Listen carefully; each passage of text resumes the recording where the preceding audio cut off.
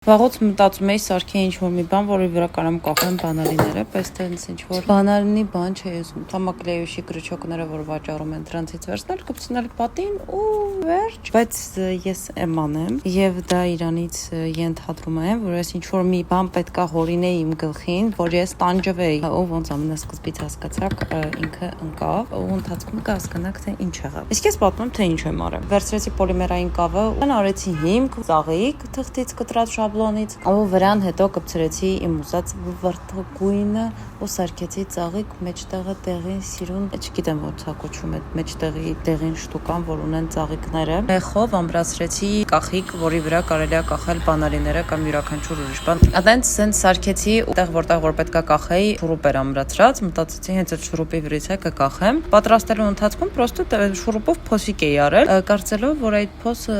շատ բավարար է ծանրությունը բանալիների եւ կիրառման մեջ օգտագործելու համար նրան։ Երբ որ ես տեստ արեցի, իմ տեստի ընթացքում կոտրվեց էպոքսիդի հատվածը վրայից թռավ, իրականում շատ ուրախ եմ այս փորձի համար, որտեղ հասկացա, որ ինչ-որ տեսակներ կան, որ էպոքսիդը կարա վրայից թռնի։ Շատ հետաքրքիր եւ լուրջ խնդիր է իմ համար։ Մի խոսքով այտենց մի քիչ ներվայնացա, տնով պտտվեցի, հիստերիկացած ու շատ ուժեղ միտք եկավ ուղեղից մեջ, որ կարելի է այդ նկարի հետևները հիմնական տեսած կլինեք, ինչ-որ հարմարանք, որ կարելի է այտենց ամրացնել, կարելի է կախել դրանց վրայից, ինքը մի կողմից նեղա, մի կողմից լայն է ու դրա հաշվին ինքը տենց ուշկայի մասը պահում է մեջը, դրա համար ինքը տենց լավ ապահով է մնում։ Օ, это же գենիալն է, կարայի ծերուց մխեի պոլիմերային կավի մեջ, եթե ֆայմեի,